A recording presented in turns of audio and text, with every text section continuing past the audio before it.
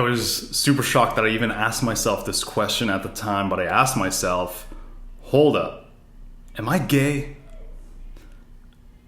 I stopped and I thought about it, and no, I'm not. The reason I asked that was because I went on a few dates with this woman who literally just checked off all the boxes, who was just great, beautiful, nice, smart, and talented in what she does, but there was zero attraction. I did not feel anything for her. I look back at the last couple of years, and for a majority of my 20s, I was actually single. I was single for a really long time.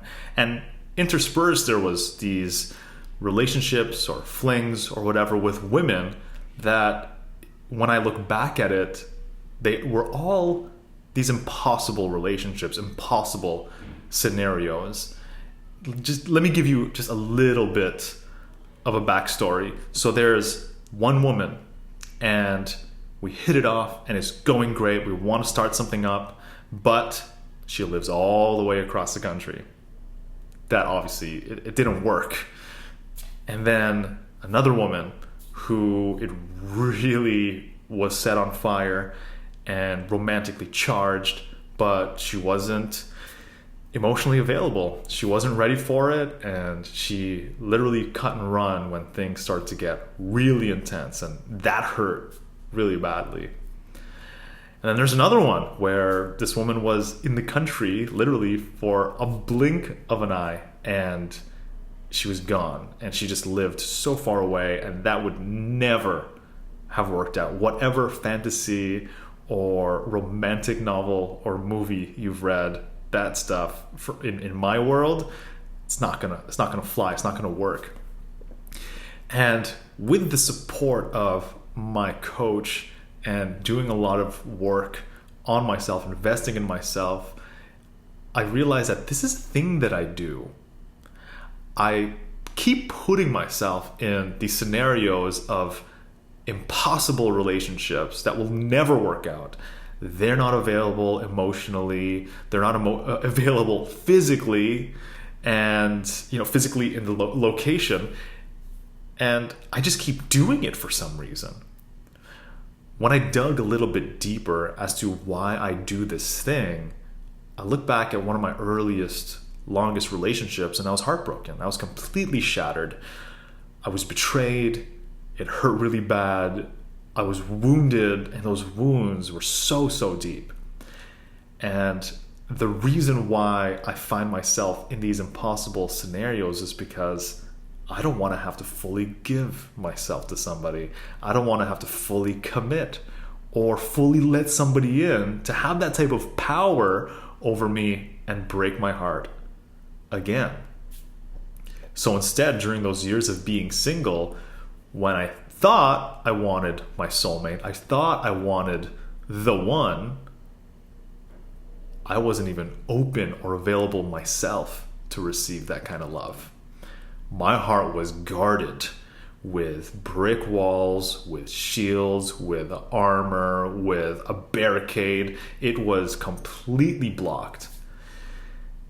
Part of the work that I've been doing the last couple of years is to open that up again, is to feel what I feel. It's to go back and shine a spotlight on those wounds and begin the healing process that I never had a chance to do because I was just so adamant at avoiding it altogether.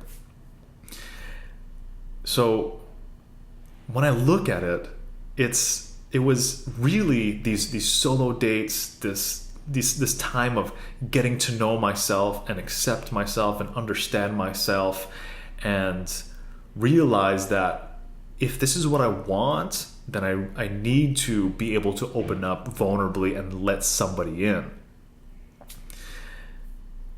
That thing where I was getting impossible relationships, I look at it now and that's a result of being committed to not letting somebody in. And I think it's an important question to ask ourselves when you're getting a specific result and it's not a result that you like. Like you're getting the exact opposite of what you want.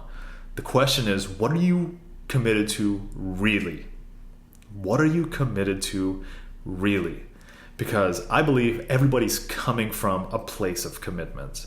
Everybody has this place of commitment that they come from, which creates the actual result. I thought I was committed to finding true love, but really I was committed to protecting my heart. And I kept putting myself in these situations where the foundation of the relationship made it so that it would just not last. It would just not work out. And I believe that it's because of this process that I was in terms of becoming more aware of this thing that I do, becoming more aware of what this commitment actually is that I have. I don't think that I would have been present or in integrity or emotionally ready or available for someone like Janet to enter my life. Someone who could actually show up for me and be in the same province, in the same area code, and be single and available and be a complete match at the time. I don't think there's a point where we're actually in the process and then we're done and then it's time and we're ready to get into that relationship. But I do think we do need to be in the process of it, of becoming more aware and then making new choices.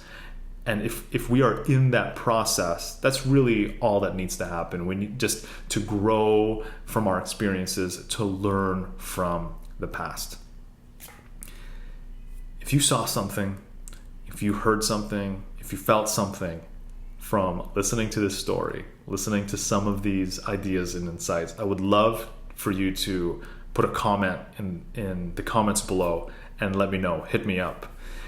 If you have a question about relationships, about these impossible situations, or if you want support, I would love to be there to support you. Send me a private message, or you can book a sample session with me. It's complimentary on my website, olivermanalese.com/booking.